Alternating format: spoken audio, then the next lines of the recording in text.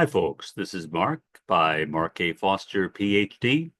for the Institute for Dialectical Metarealism. Let's get rolling. Wanted to mention that I'm very grateful for all the positive thoughts that people have had for me during the time of my recuperation from I would say concussion, but it actually was a series of concussions because of the medication I was taking. Um, It messed up my coordination, so I was falling over and over and over again. One major concussion on my chin, which resulted in, for some reason, a big bump on the right side of my forehead, and basically an inability to see, or at least see that well. But I seem to be doing okay now. Slight sense of imbalance. I was told yesterday by the nurse practitioner I saw for my physician that it might take a couple of months because of my age, now 69, to clear up, but that's fine because I feel okay. I'm not falling anymore. Medication's adjusted, and so I guess things will turn out all right. Well, maybe I'm being a bit too optimistic given the state of the world, given the condition that the world is in right now, given the fact that it looks like anything might happen at any moment. Who knows? So, this is a time, I think, for awareness. This is not a time to keep our eyes shut. We need to watch, we need to be aware, and we need to be cognizant of anything that happens in the world around us. For me, right now, that is very difficult because I have been trying to avoid the news. And as a podcaster on topics like this, avoiding the news is probably not a very good idea. So I did it for a few days and I decided, no, I really should read the news. I really need to go to the news and read it. I really do need to watch some podcasts I've been watching in the past because otherwise I will be out of touch with the world. I do want to apologize for something yesterday. I realized after I was watching the podcast I made yesterday that I violated a promise that I made. The promise was that I would try to avoid being overly political and overly partisan, that instead I would focus on issues and issues alone without condemning any particular political leaders. Well, I did not do that yesterday. And again, I am sorry. I am a mortal. uh, I am fallible. Yeah, definitely fallible. And I screwed up. And so please accept my apologies. I mean, it's obvious whether I say what I believe or not. The fact that I'm wearing this cap, the fact that I'm wearing this t-shirt, both saying Antifa, anti-fascism, and the fact that I wear regularly communist caps and t-shirts, etc. It's obvious what my views are going to be, whether I say them or not. But I've been trying not to say them, and I went over the line a bit too much yesterday. So again, I wanted to express my sincere apologies for having done so. Now, you may not care, but I care. You may like it, the fact that I did it, but I don't like it. Um, because I've really been working at focusing on things that are not political, because the answer to the world's problems, and we have a lot of problems today, is not in politics. The answer does not lie in one political leader over another. That's the conservative, progressive debate. Who is going to be better in the United States, my country, unfortunately? Who will be a better leader? Well, nobody will be. Um, the world is spinning so far out of control that no matter who gets into the White House, no matter who gets into Congress, it doesn't matter that the world will I think, my own suspicion, will continue to decline, will continue to disintegrate. The capitalist world system has seen its last hurrah, I believe. I could be wrong, been wrong before, but that's what I believe.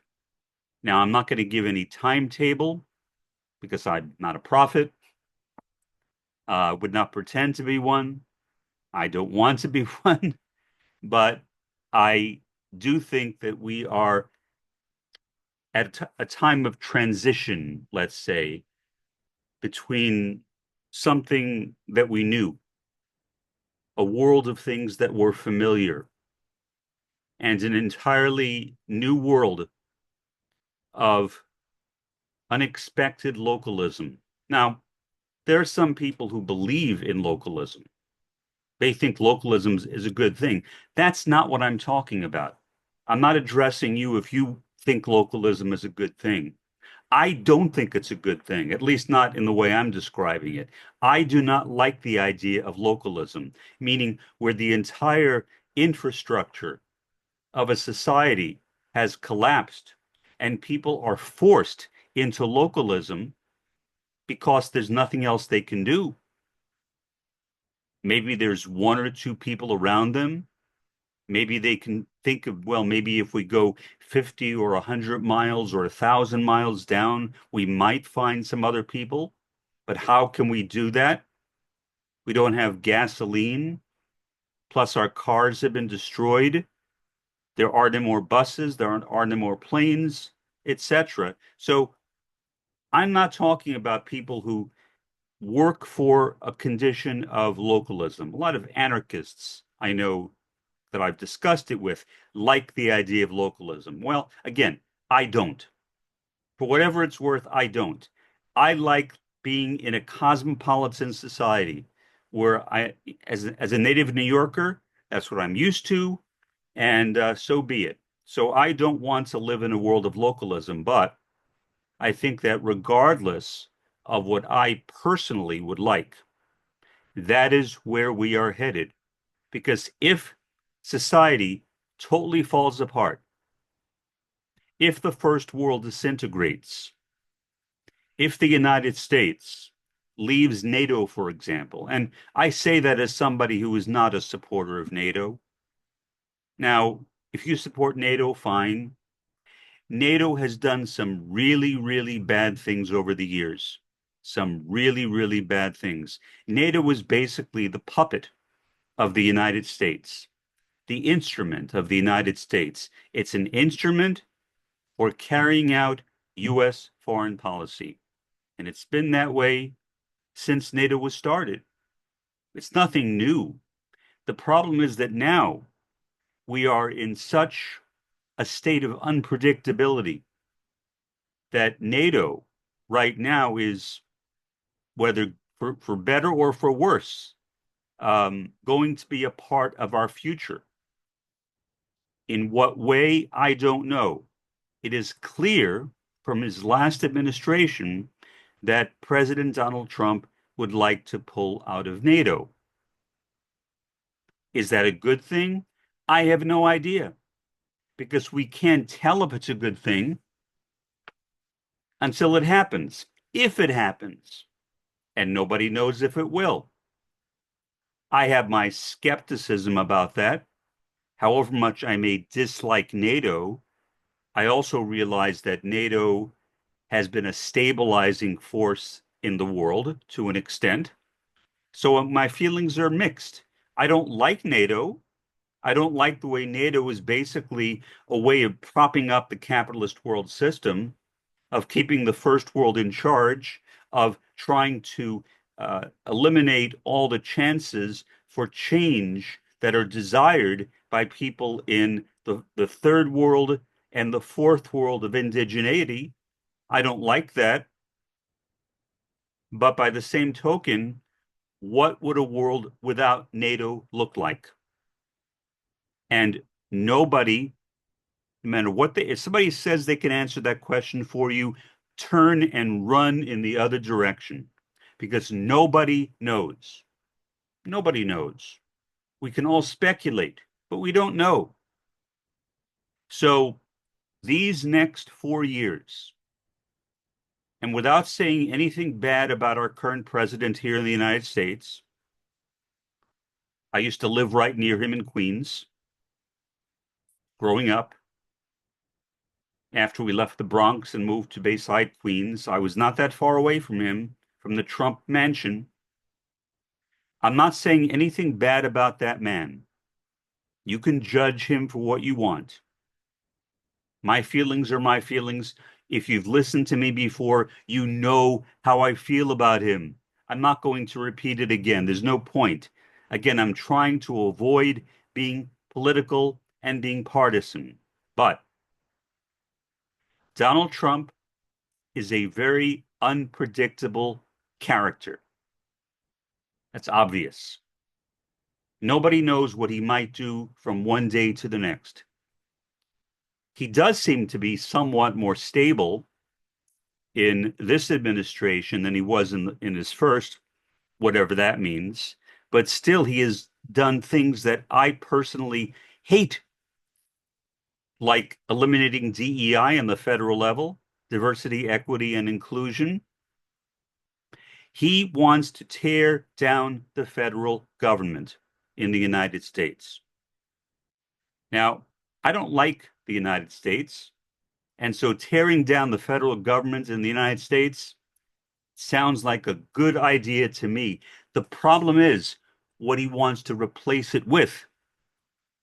About 2 weeks ago, Donald Trump, in what seemed to me to be a perfectly serious tone of voice, referred to himself as the king. Before Trump was elected, there were other Republicans who were saying that they did not want to see any more presidential elections, that after the next Republican was elected, that elections should stop. And in effect, that president would become, I guess, king or dictator or tyrant or whatever for life. Is that what Trump means? I can't read his mind. I have no idea. He certainly likes power. He was certainly angry that he lost the last election, so angry that he made up this story about the election being confiscated or stolen from him, whatever, which of course we all know was not true. The election was not stolen. I remember when he was elected this time, and the election was called early for him. Donald Trump said, well, they couldn't steal it from me this time because the results were too extreme. I won by too large a number. Oh, come on. The guy is playing games. Regardless, I don't know what is in Trump's plans. I know he wants to pull out of Ukraine. Is that good? I don't know. I have no idea. I know he's been fighting with President Zelensky of Ukraine. Is that good? Again, I have no idea. The United States and NATO overturned a legitimately elected government in Ukraine, a Russia-friendly government, in order to install some Western-friendly president. Now, they didn't know it would be Zelensky, and in fact, initially they were somewhat skeptical of him, as I recall.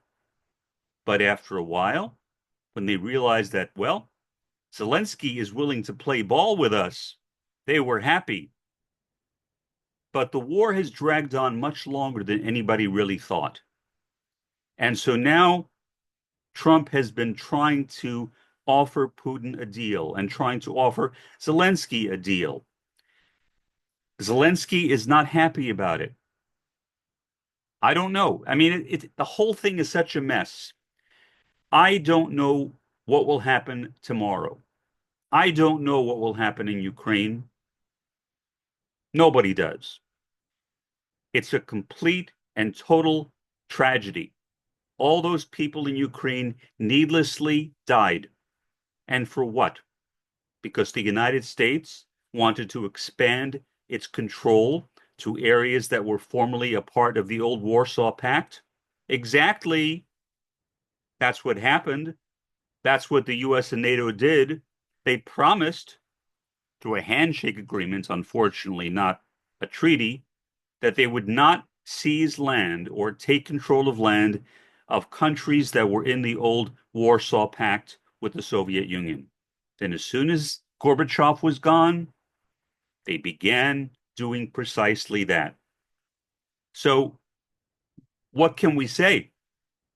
Well, it's a repeat of what the US has done over and over and over again, going back to Afghanistan, going back to Iraq, going back to Vietnam, a war that I was almost drafted into if I were 2 years older, going back to Iran in 1953 when President Mossadegh was overthrown by the US to install a friendly power that would not nationalize oil. So the US was acting on behalf of the oil companies, not on behalf of the US. And so when during the so-called Iran hostage crisis in 1979, I believe, when Iranians took to the streets and began calling the United States the Great Satan, in Persian, shaitan from the Arabic shaitan, I had no idea what they meant. I was not really educated on Iranian history at that time, but I found that eventually. Well, people have a long memory when it comes to somebody coming into your own country, overturning a legitimately elected president and installing somebody else.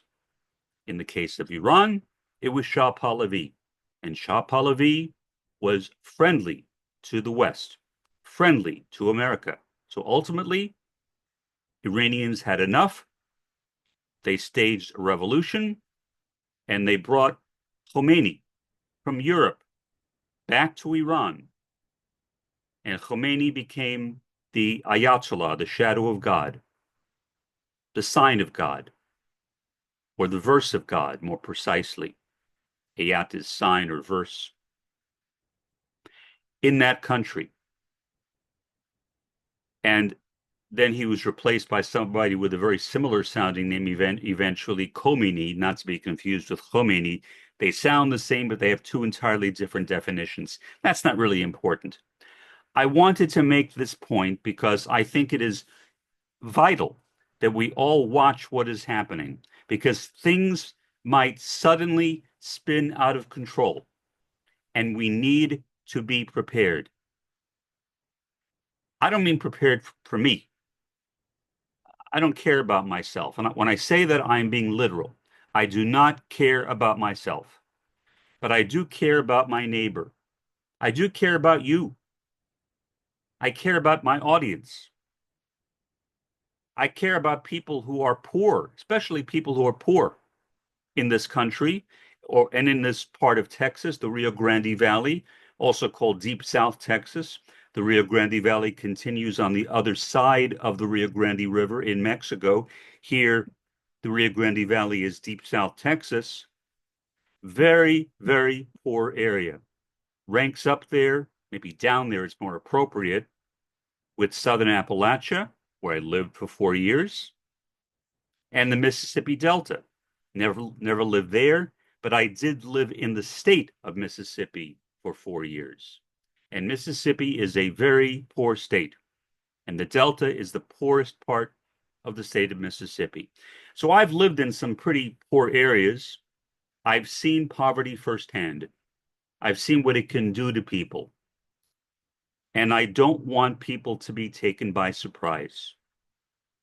I'm afraid of what might happen in this country without getting specific if things like Obamacare, if things like Social Security, if things like Medicare, and maybe even more likely Medicaid, are simply wiped out. Many people, and I know some of them, could not afford to live. I don't know what they would do. I am fortunately not in that position. I am very fortunate. Neither neither is anybody in my immediate family in that position.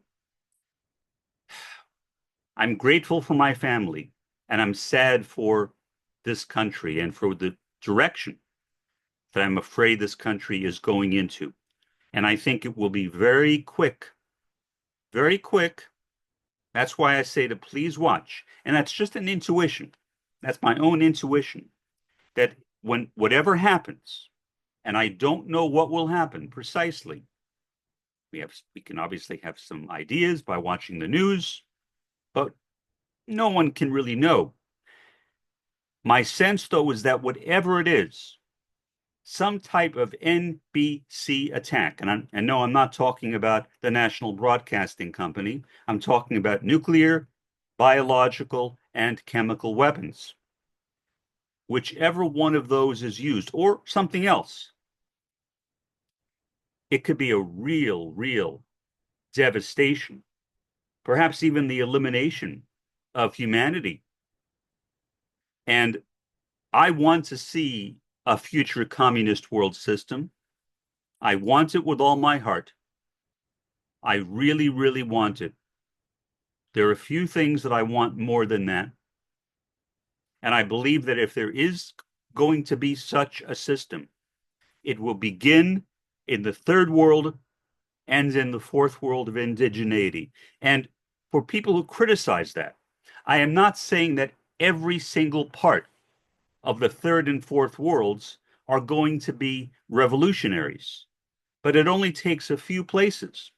It only takes a few places to begin that kind of transition. Which places it will be, I don't know. I have no idea. Could be in Latin America, could be in Africa, could be in the Caribbean, could be in parts of Asia. Who knows? There is really no way of telling. None of us are prophets. We are all just ordinary human beings trying to make our way through this thing called life, and it's getting more and more difficult to do so. But not for me personally, but when I see the way people are suffering, it brings me no happiness. I don't want people to suffer. I want people to be happy. I want people to prosper. I really do. And I think prospering will only happen ultimately under revolutionary socialism or communism. The average person, the average proletarian, the average person in the subaltern, which I define as a person who is completely without work. So basically somebody who receives no income at all and is poor. I'm not talking about somebody who is wealthy and has no income, independently wealthy. I mean somebody who is poor and has no income. That's how I define Antonio Gramsci's concept of the subaltern. So the subaltern, the proletariat, workers who are employed, not unemployed. That's to me the difference between the proletariat and the subaltern. They will be the most to suffer. I was proletariat. I don't think I am anymore because of the amount of money that I have undeservedly acquired. But maybe I still am on some level. I hope so. I would like to be. Let me, as the last thing in this episode of the podcast, um, share the screen with you with something that I think you might find enjoyable. It relates to something we talked about earlier, the idea of memes or memetics, internet memetics, and a kind of internet memetics related to uh, Maoism, third worldism. So I might have read part of this to you, but I also reworked it over the last couple of days. So I'm going to read this paragraph to you and then briefly discuss it. It's the paragraph here and then continuing down to those 3 bullet points. Internet memes, like we are Bund, can be powerful. Bund is pro-Palestinian Jewishness or Yiddishkeit by putting a playful twist on we are anonymous. We are Bund is an ideal type of boons, of memes, I should say. An ideal type is a term we use in sociology, coined by the German sociologist Max Weber. It refers to a kind of exemplar or a perfect example of something, whatever that something might be. We Are Anonymous was itself compelling. How many people do not remember it? Well, I guess if you're very young, you might not. What made it an internet meme was not just the 3 words, but the symbolism of the Guy Fawkes mask, which I thought was kind of haunting. But yeah, I guess it was, the symbolism was interesting, but haunting. And the YouTube videos. We Are Bund would bring to one's mind the mask too. The helpfulness of the mask, in this case, We Are Bund, is an open question. Yet, I do not see how the mask association can hurt either. I have been creating internet memes for a fairly long time. My first one was dialectical metarealism, which I actually coined by accident, as I have said before, similar to dialectical materialism, but I did not intend it to be a pun, but it turned out to be one. And I think a pretty good internet meme. Being a sociologist has certainly been helpful, but I just stumbled upon them. If they are catchy, humorous, and people immediately recognize what they are pointing to, they can succeed. You make them, repeatedly post them, and then hope that others follow along. My best, as I said, from 2015 is dialectical metarealism. It sounds like dialectical materialism, but is a hybrid of Roy Bhaskar's dialectical critical realism and his philosophy of meta-reality. Coining that internet meme was a total accident, but in this present moment, we must always act with intentionality. And yes, I am using the term intentionality from Husserl, the great phenomenological philosopher Husserl. I'm adopting it from him.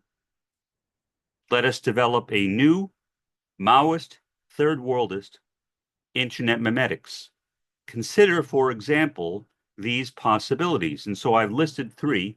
May come up with some more. If I do, I'll add them to the list. I just made this list the last couple of days. The empire has no clothes. Obviously, from the emperor has no clothes. It's catchy, maybe. If you post it, maybe if you like it, you can try to post it, see if it works. I might do it too. More people post it, the better it is. None of these things are copyrighted or trademarked, so you're free to use them as much as you want. Being Bund. Well, got that from the Roger Sellers film, Being There. By the way, if you have not seen that film, it is hilarious. Watch it. You can, I guess, find it on YouTube or someplace else, but watch it. It is a really funny movie, Being There. Chauncey Gardner is the name of the character that is played by Peter Sellers. And no, I won't give it away. I'll just say Chauncey Gardner, and please watch that film. And then finally, Boomed Out. Boomed Out from Peace Out. I think that's pretty obvious as well. So I think that we can all come up with things like that. And we don't know if they'll work until we try them. Nobody really knows. Um, I'm going to get out of this because I don't really need to be in this anymore. So let me come back here. Okay.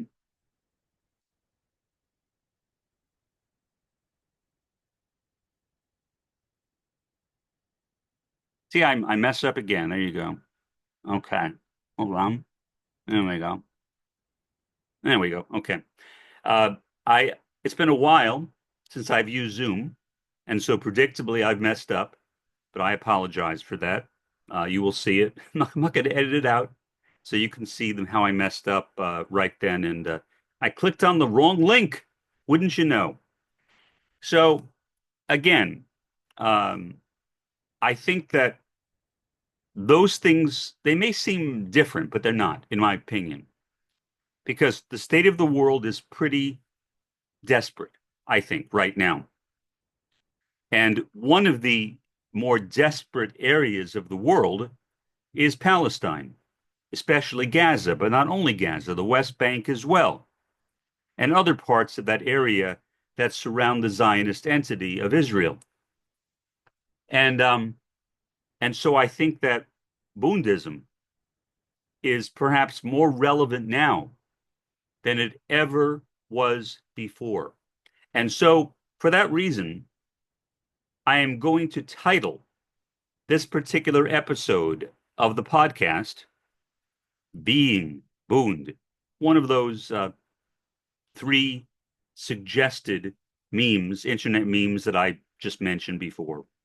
For now, this has been Mark by Mark A. Foster, Ph.D., for the Institute for Dialectical Metarealism.